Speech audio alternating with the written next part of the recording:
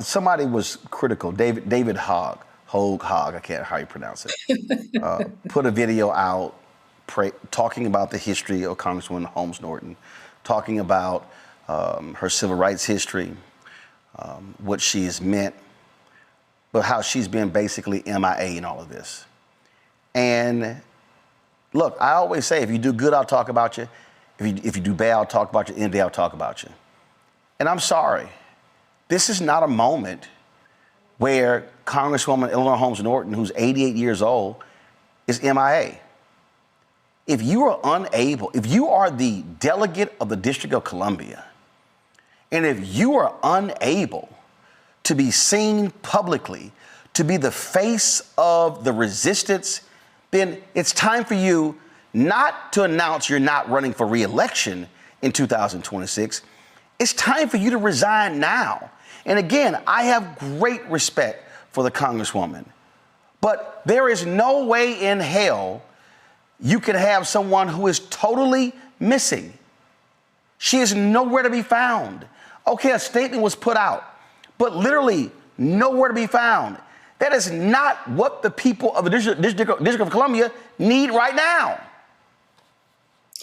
So first, I don't listen to anything that David Hogg has to say. I don't take my advice for him. But to your point, I think your greater point here is, where is leadership? Does that include the Congresswoman? Absolutely. Does that include the mayor? Absolutely. Who today, the mayor said that she welcomes the increased federal law enforcement in the district, which is anti everything that residents of the district is currently saying, because people are scared to go out.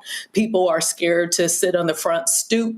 People are scared in DC, and they're definitely looking for leadership. The other thing that I want to call out here is, for decades, there has been a push to make the District of Columbia the 51st state. And so one thing that I have to ask the Democrats, when you had the presidency, when you had the House, when you had the Senate, why was it not a priority to protect historically Black city, to make sure that the type of thing that we're seeing happening now, the type of authoritarianism that we're seeing, the takeover of the District of Columbia, where were you? Why didn't you do anything to prevent this? Why was this not passed? Why was this not considered? I understand that, I understand it's more than just Congress voting on this. I understand there's other procedures, but the Democrats, when they were in power, they could have at least started on this as well. So am I going to just put the blame on the Congresswoman? No. Am I going to just put the blame on the current mayor? No. But what I will say is that there is a vacuum of leadership, and right now there has to be strong leadership in the district right now. So, Larry, I'm not putting the blame on anyone. What I am saying is, what's happening in Illinois? You see the governor, you see the mayor, you see members of Congress, you see county commissioners, you see aldermen, okay? Now, we know, let's just be real.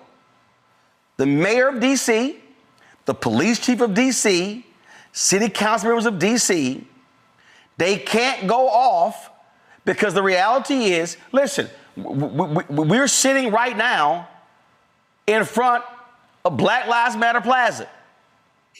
That's no longer Black Lives Matter Plaza, because a Republican said, oh, if you do not tear up that monument, we are going to withhold $1 billion in funding.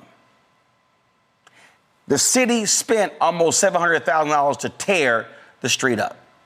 So the DC folks are dancing as much as they can, because they know how vindictive and punitive these people are.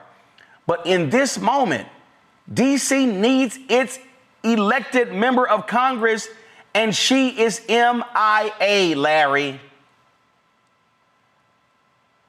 I've been thinking a lot about this, about leadership. And, it was funny you mentioned Congresswoman Holmes Norton, and Roland, I worked on the Hill, had a chance to work at her office very closely, lived in D.C. for a number of years.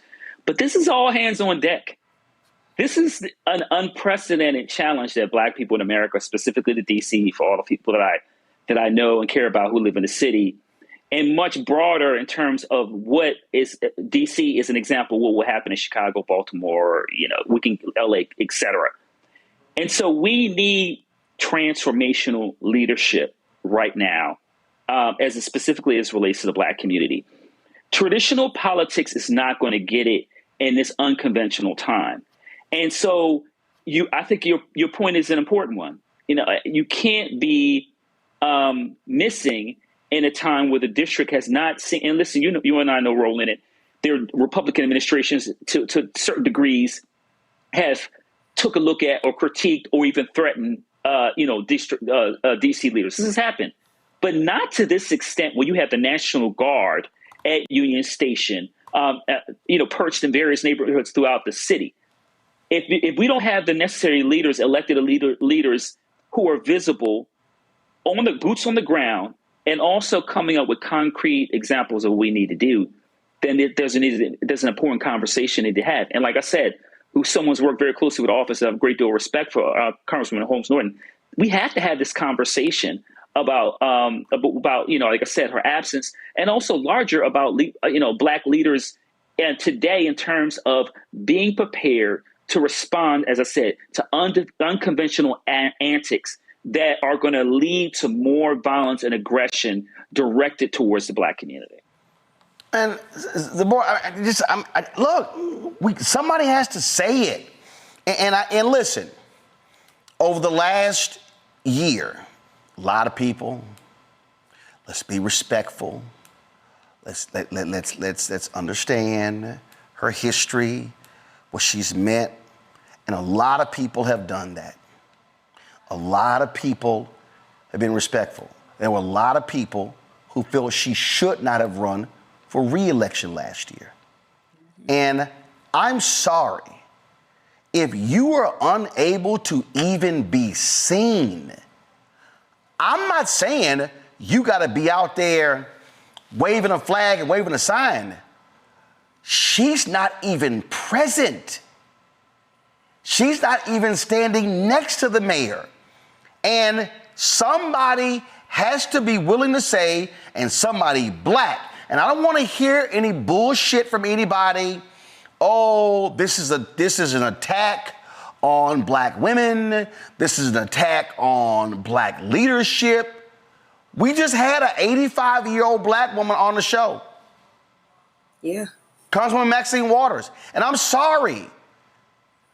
There are some things that you have to be able to do. And that is, and I say this all the time, there's a difference between somebody being present and having presence. The problem here is Delegate Eleanor Holmes Norton. She's not present and she's not having a presence.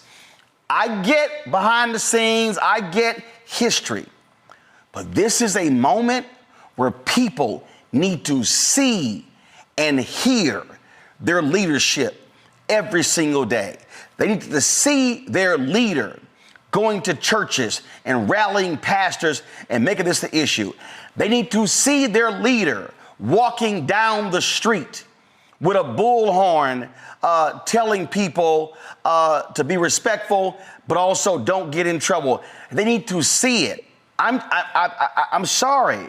Again, I love her dearly, but right now, Delegate Holmes Norton is failing her constituents.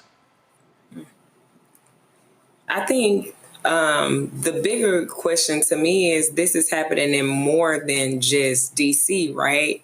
I'm looking at Texas redistricting without having representation in certain places that have had representation for a long time. At what point do we say, are you holding this public service and holding this office or this position hostage? I think that it's time for us, respectfully, we respect everything that everyone has done before us. We have to, and we're standing on those shoulders. But at the same time, we are in need of leaders who are energetic, who understand the sense of urgency and understand what the community needs and are able to, like you said, just show up, just be there. We need to see that. We're already getting bombarded with so much information and families are scared, children are scared, and you're trying to navigate your life But we don't have the leadership that's saying, okay, I've been here, I've did my time, but at this point, what are we going to say about term limits and about succession planning and about just ending in a peaceful way that we can celebrate you for the work that you've done, but at the same time, make some space for young leaders, young Black leaders, young people of color that can stand up to what we're going to be dealing with 40 years from now. These things that Trump are doing and the decisions that he's making right now are going to impact us for 100 years from now. So we need leadership that reflects dealing with those things. My last point on this here. I would rather someone retire gracefully than force people to force them out.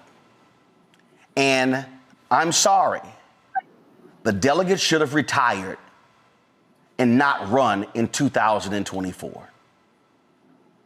She should not have. And what I will say right now, specifically to Black leadership across the country, if you are a state representative or a state senator or a member of Congress or a county commissioner or a city council member, an alderman, a DA, a judge, a clerk, if you are in public office and you cannot handle the duties of your job, if you cannot physically be there for the people in the way that you used to, it's time for you to go. It's time for you to step away. It's time for you to have the leadership to literally choose a successor, groom a successor, nurture a successor, and now say, it's time. Congressman Danny Davis announced his retirement, saying he's not going to run for re-election.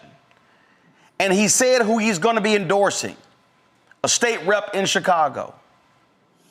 Because it's time. Yeah. It's time. If you are being wheeled around the Capitol and you can barely move and you can barely talk and I'm going to say it, I'm sorry. And that goes for white people. That Strom Thurmond was driveling at the mouth. Who was the white guy in West Virginia? Name escapes me right now. Byrd. Senator Byrd. Yeah. Robert Byrd, same thing. Damn, it's time to go. And let me be clear, somebody's 88 ain't somebody else's 88. Mm-hmm. This same thing came out dealing with Biden. I mean, you may be able to sit down and you still have your mind and you still see you can make calls. But here's what we have to recognize.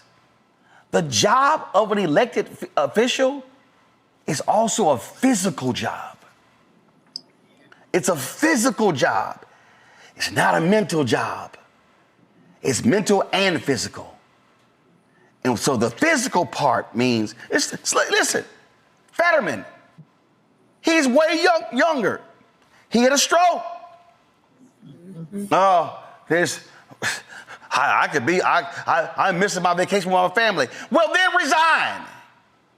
And you will have all the time in the world to spend with your wife and your children to go on vacation. But we have to say this and see when Black politicians, and first of all, any politician, okay, but I'm specifically talking to Black politicians. When Black politicians hold on, and they are sitting here withering on the vine, they're actually hurting Black people. They're hurting Black communities because actually they can't be fully effective in their job because they're not present. They're not present at committee hearings. They're not present at meeting with their constituents. They're not present at meeting with companies and others to try to bring them into the district or into the city or into the state. So sometimes as black people, we have to stop being so respectful of a person's ego and recognize that a person's ego can also be disrespectful to the voters. And I wouldn't want to have to give this commentary. I don't want to have to give it. But y'all know and I know there are a lot of black elected officials who need to go and retire into the sunset, who need to be loved and appreciated for what they did. But just like in sports, there's nothing worse than seeing an athlete who was beloved, who was amazing, who had a Hall of Famer career, just hanging on, taking up a roster spot. Know when to hang it up. Know when to quit. And right now, Delegate Holmes Norton, you are not serving your constituents by staying in this position. I don't know the rules of DC when you could call a special election. It could be in this November. But this is a moment where we need every single one of our generals and sergeants and captains on the battlefield. And I'll end it with this. If this was an actual war, she would have been sent home because she would have been unable to fulfill the duties needed on the battlefield.